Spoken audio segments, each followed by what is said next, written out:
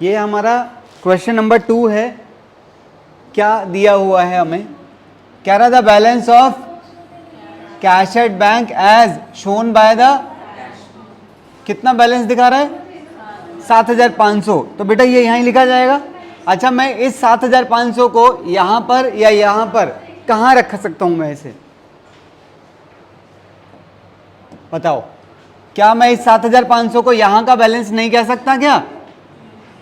By balance CD, हाँ या ना? ठीक है, तो मैंने इस बैलेंस को अपनी पासबुक का, अपनी बीआरएस का स्टार्टिंग पॉइंट बना लिया। पढ़ो जरा क्या कह रहा है पहला पॉइंट। और डेट क्या है? 31/12/2000। मतलब आज हम क्या कर रहे हैं? आज हम बिजनेस की कैश बुक और बैंक की पासबुक के विचारों को मिलाने की कोशिश कर रहे हैं इस डेट पर। This is date of BRS। Clear है? चलिए पहला point, on checking the entries in the cash book. कह रहा जब हम इसे इसके साथ मिला रहे थे तो क्या पता चला? It was ascertained that cheques of ₹500 and 700 respectively, दो चेक्स थे, एक 500 रुपए का, एक 700 रुपए का, paid in on 30 December. Paid in का क्या मतलब है? पेड इन, हाँ शायद हुआ क्या होगा समझो जरा। इसको ना किसी से चेक मिले होंगे दो, एक मिला था 500 रुपए का और एक मिला था, तो इसने वो दोनों चेक किस डेट पर, यहां की डेट क्या होगी? 30 तारीख। इसने 30 तारीख को वो दोनों चेक कहां भेज दिए थे? बैंक में भेज दिए थे। पढ़ो जरा क्या हुआ था। Were not credited until the 2 जनवरी। क्या मतलब है? अच्छा, इसने जब 30 तारीख को भेजे थे तो इसने 30 तारीख को ही यहां पर अपना बैलेंस, क्या बात कर रहे हो, इसकी वजह से बैलेंस बढ़ेगा ना। इसने जैसे ही चेक बैंक में भेजे, इसने अपनी नजर में अपना बैंक बैलेंस उसी दिन कितने रुपए से, तो इसने आज अपना बैलेंस 1200 रुपए से बढ़ा रखा है। कह रहा है यहां कितने दिन का टाइम था? खाली एक दिन का टाइम था। कह रहा है वो चेक वहां पर क्रेडिट ही नहीं हुए। क्यों नहीं हुए? अरे ये जिसने तुम्हें चेक दिए थे इसके अकाउंट से पैसा यहां पर ट्रांसफर नहीं हुआ है। तो यहां पर क्या करूं? यहां पैसा बढ़ा हुआ है और यहां पर अभी इसका क्या असर पड़ा हुआ है? 0। तो मैं कैसे इक्वल करूं दोनों को? और मेरा स्टार्टिंग पॉइंट कैश बुक है, तो मुझे क्या करना पड़ेगा? 1200 रुपए यहां माइनस में, और लाइन क्या लिखेंगे? Check deposited into bank but not credited by bank. Clear है? आओ अगला पॉइंट।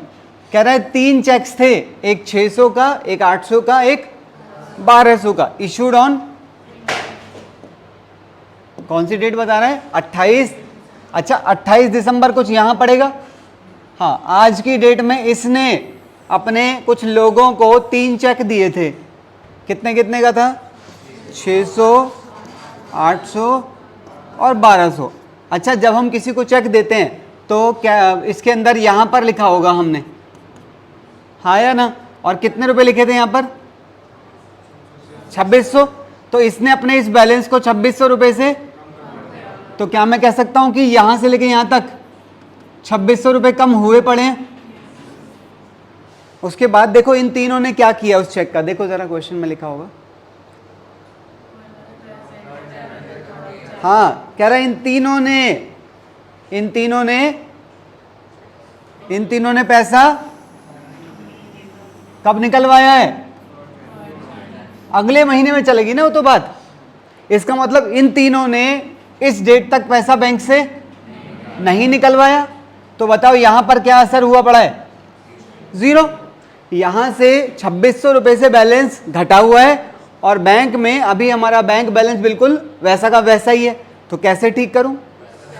तो मुझे इसे प्लस कराना पड़ेगा क्योंकि मेरा स्टार्टिंग पॉइंट कैश बुक है। And when I start with cash book, I will make changes in cash book in such a way that I get the balance as per passbook. तो क्या करना चाहिए, add कर देंगे 2600 रुपये। Line क्या लिखेंगे, cheque issued but not presented for payment. ठीक है, I there was a credit of ₹125 in the passbook in respect of interest under date 31st December which was not entered in the cash book। हैं 31 तारीख को bank ने हमारे account में कितने 125 रुपये क्रेडिट किए हैं, तो हमारा यहाँ बैलेंस बढ़ गया होगा। कह रहे हमें यहाँ पर लिखना चाहिए था ना, तन्मय यहाँ क्या लिखना चाहिए था बेटा, इसकी जर्नल एंट्री क्या बनती है अगर बैंक हमें इंटरेस्ट देता है तो?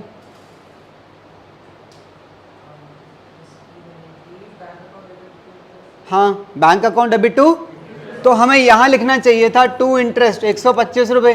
कह रहा नहीं लिखा हमने, बताओ 31 तारीख को मिलाओ दोनों तरफ, यहां पर हमारा बैलेंस बढ़ा हुआ है और यहां पर अभी तक हमने कुछ नहीं कर रखा है। क्या करूं, प्लस कर देंगे क्योंकि मुझे कैश बुक के हिसाब से सोचना है। तो कितने रुपए थे, 125 रुपये प्लस में क्या लिखेंगे, line interest credited by bank not recorded in cash book. आओ अगला, कह रहा है there was also bank charges debited in the passbook amounting in all to ₹10। 10 रुपये बैंक ने मेरे अकाउंट से डेबिट करके मेरे बैलेंस को 10 रुपये से घटा रखा है। कह रहा है इसने लिखा ही नहीं, अगर लिखता तो कैसे लिखता यशु? हाँ, bank charges account debit to bank, तो यहां लिखना चाहिए था बाय बैंक चार्जेस। कह रहा है नहीं लिखा हुआ अभी, तो वहां हमारा बैलेंस घटा हुआ है और यहां पर क्या असर पड़ा हुआ है, ये है। तो दोनों साइड इक्वल कैसे करूं, तो माइनस कर देंगे 10 रुपये। सही है ना, समझ आ गया है? ठीक है। अच्छा, इसके बाद वाली एक बार चीज़ें मैं फिर से कंक्लूड करूँगा। अभी फ़िलहाल हमने कुछ चीज़ें इसके अंदर प्लस करी थी, कुछ चीज़ें माइनस करी थी। मान लो यहाँ पर कोई 100 रुपये का आइटम आया, यहाँ कोई 200 का आया, यहाँ कोई 2000 का आया और यहाँ कोई 4000 का आया, ऐसा मान लेते हैं फ़िलहाल। अब बताओ इसका टोटल क्या होगा। इसका टोटल आ रहा है कितना, 7700, 6100, ऐसा हम मान रहे हैं, बस ऐसे थे ही नहीं कोई फिगर। अभी फ़िलहाल कौन सी साइड बड़ी आ रही है, हाँ, तो यहाँ लिखेंगे 1600 रुपये। और क्योंकि 1600 प्लस के हैं, प्लस मतलब फेवरेबल, और ये बैलेंस हमने किससे शुरू किया था, तो आंसर किसका आएगा, और पासबुक का फेवरेबल क्रेडिट बैलेंस को बोला जाता है। तो credit balance as per passbook.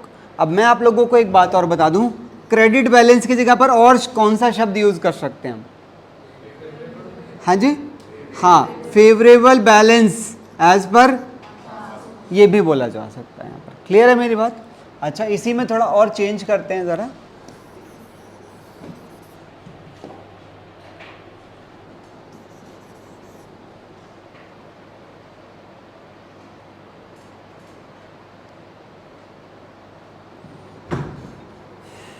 मान लीजिए इसका टोटल 8000 आता और इसका टोटल आता 9200, तो फिर हम 1200 यहाँ लिखते और ये अपने आप में क्या है, अनफेवरेबल। पर बैलेंस किसका आया होगा, पासबुक का। तो यहाँ पर क्या लिखेंगे, debit balance as per passbook. और क्या नाम यूज़ कर सकते हैं, अनफेवरेबल बैलेंस, और कोई नाम, बैंक ओवरड्राफ्ट, ये भी यूज़ कर सकते हैं। तो इसके 3 नाम हमारे हो सकते हैं। क्लियर है बात? चलिए।